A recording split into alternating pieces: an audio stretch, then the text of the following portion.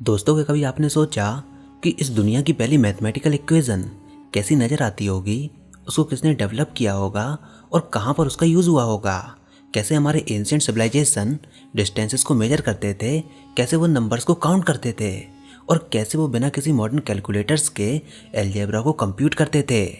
इसी प्रकार जब आप एंशिएंट इजिप्शियन पिरामिड की तस्वीरों को देखते हो तो आपके मन में ज़रूर ये सवाल आता ही होगा कि कैसे इस धरती पर लोगों ने इन स्ट्रक्चर्स को बनाया। केवल पिरामिड की तस्वीरें ही नहीं, अगर आप एंशिएंट टेम्पल्स को भी देखो तो भी आपको इन सब एंशिएंट स्ट्रक्चर्स में एक डिफरेंट टाइप की ज्योमेट्री नज़र आएगी। और इस ज्योमेट्री को ईजिली आप इन इमेजेस में देख सकते हो। यह जो ज्योमेट्री है वो है ट्रायंगुलर ज्योमेट्री। इवन टुडे हर एक बिल्डिंग जिसमें आप अपना टाइम स्पेंड करते हो, भले ही वो आपका स्कूल हो, लाइब्रेरी हो, आपका घर हो, आपका ऑफिस हो या फिर बड़े बड़े मॉल्स हो, हर एक बिल्डिंग कई सारे मैथमेटिकल प्रिंसिपल का प्रोडक्ट है जिनको डिज़ाइन और कंस्ट्रक्शन में अप्लाई किया गया है। क्या कभी आप लोगों ने सोचा कि कैसे इंजीनियर्स मैथमेटिक्स का यूज़ करते हैं इन बड़े बड़े ज्योमेट्रिकल स्ट्रक्चर्स को बनाने में?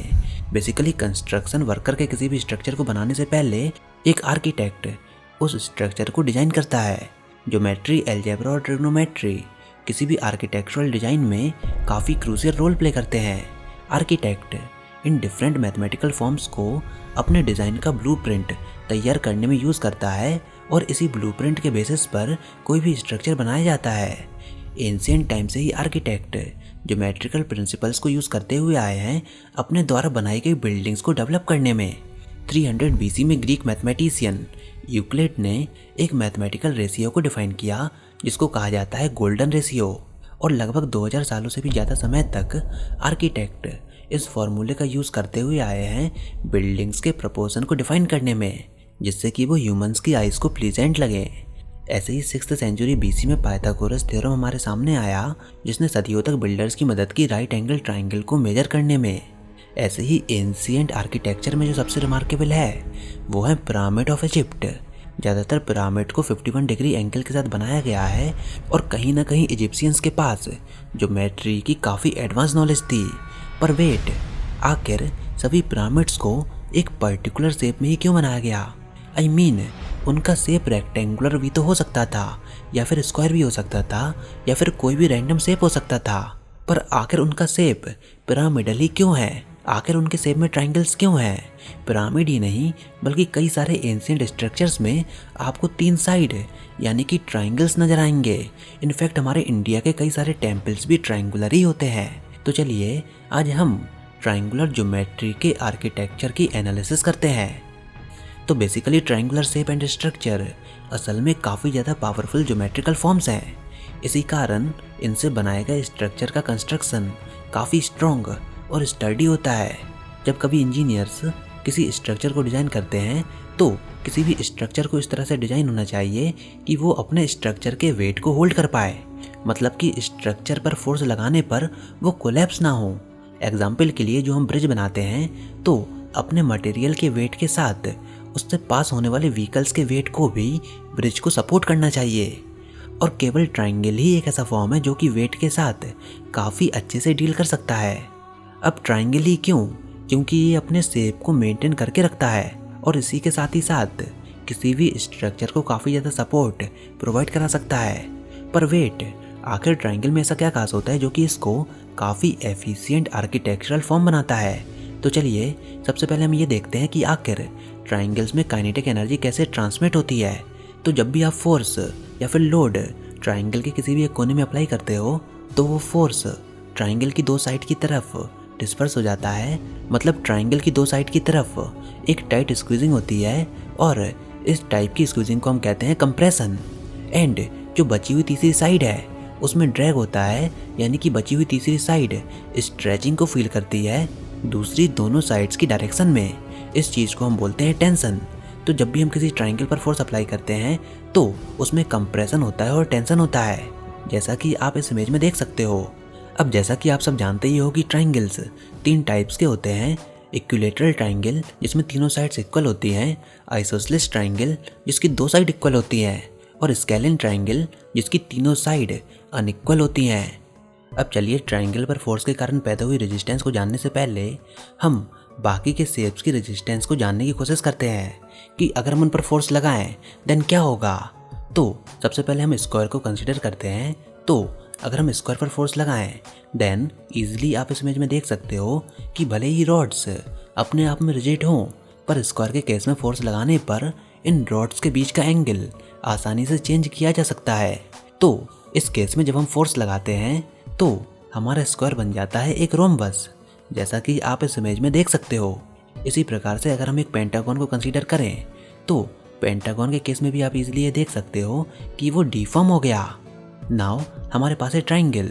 तो जब आप ट्राइंगल पर प्रेशर लगाते हो तो ये ट्राइंगल के स्ट्रक्चर को ब्रेक नहीं करता, इसकी बजाय वो प्रेशर को एब्जॉर्ब करता है और रिजिड बना रहता है। जबकि बाकी के शेप डिफॉर्म हो जाते हैं प्रेशर को अप्लाई करने पर, उनके बीच का एंगल चेंज हो जाता है। बट ट्राइंगल ही इकलौता ऐसा पॉलीगॉन है जो कि मूव नहीं करता जब उस पर फोर्स लगाया जाता है।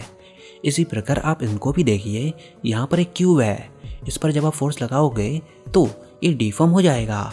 नाउ नेक्स्ट हमारे पास है एक 3D टेट्राहाइड्रॉन। बट इस केस में अगर आप एक टेट्राहाइड्रॉन पर फोर्स लगाओ तो ये इजीली डिफॉर्म नहीं होगा। तो ये बात इस बात को सिग्निफाई करती है कि ट्राइंगल्स में कितना अच्छा प्रेशर डिस्ट्रीब्यूशन होता है। तो इसी प्रकार से आप यहाँ पर इन दोनों कॉम्प्लिकेटेड ट्राइंगुलर स्ट्रक्चर्स को भी देख सकते हो। अब ट्राइंगल की इसी प्रेशर एब्जॉर्बिंग प्रॉपर्टीज़ के कारण ट्राइंगुलर शेप का यूज़ कई सारे आर्किटेक्चरल वंडर में यूज़ किया जाता है, जैसे कि Eiffel tower, great pyramid of Giza. इनमें यूज़ होने वाले कॉमन ट्राइंगल्स हैं 30, 60, 90 degree triangle and 45, 45, 90 degree triangle. अब पिरामिड को बनाते वक्त हमारे एंशिएंट बिल्डर्स ने इस पर्टिकुलर शेप को कई सारे ट्रायल्स एंड एरर के साथ ढूंढा। सबसे पहले उन्होंने पिरामिड को स्टीप स्लोपिंग के साथ बनाया, तो उन्होंने ये पाया कि स्टीप स्लोपिंग के साथ रॉक फॉल होने लगे।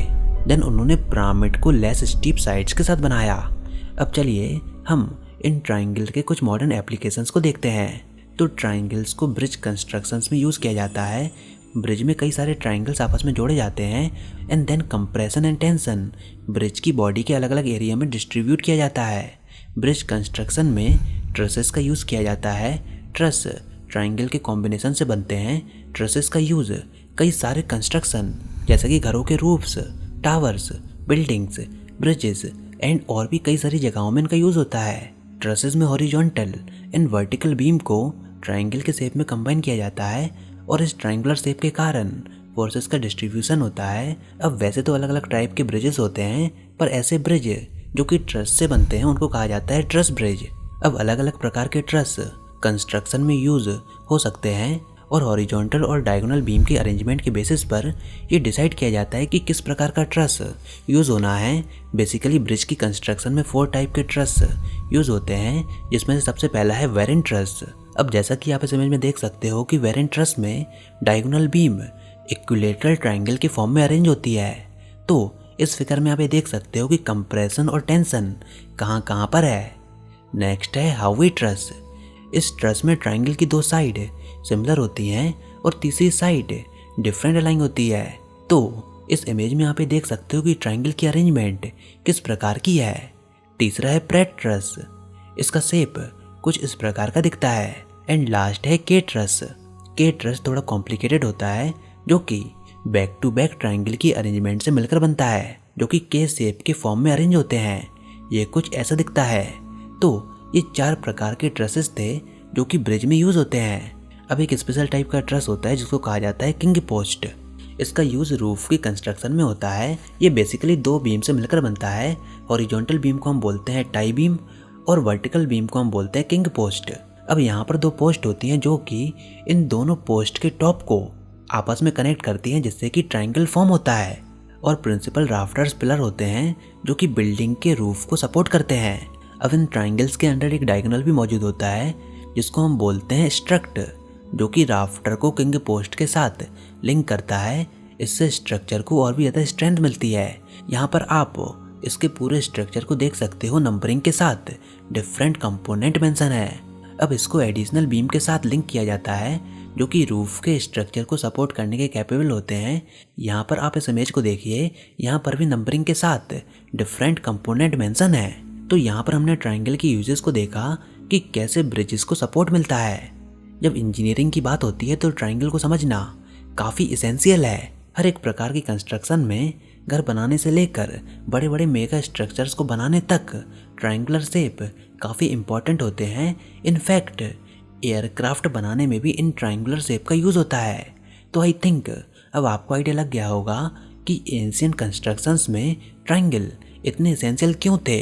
आई थिंक आपको इसका आंसर मिल गया होगा, क्योंकि ट्रायंगुलर शेप लोड को काफ़ी अच्छे से डिस्ट्रीब्यूट करते हैं और फोर्स का भी डिस्ट्रीब्यूशन इनमें काफ़ी अच्छे से होता है। इसलिए काफ़ी लंबे समय तक, इनफैक्ट नेचुरल डिजास्टर आने पर भी ट्रायंगुलर स्ट्रक्चर अपने शेप को मेंटेन कर पाते हैं। इसलिए आपने ये देखा होगा कि अर्थक्वेक आने पर ट्रायंगुलर शेप के स्ट्रक्चर अपने आप को ज़्यादा अच्छे से प्रोटेक्ट कर पाते हैं। तो दोस्तों, ये सब था आज की वीडियो में। आई होप आपको ये वीडियो ज़रूर पसंद आई होगी। अगर ऐसा है तो इस वीडियो को लाइक कीजिए, अपने दोस्तों के साथ शेयर कीजिए, और अगर आपने हमारा चैनल अभी तक सब्सक्राइब नहीं किया तो इसको सब्सक्राइब कर लीजिए, ताकि आगे आने वाली कोई वीडियोस और अपडेट्स आपसे मिस ना हो पाएँ।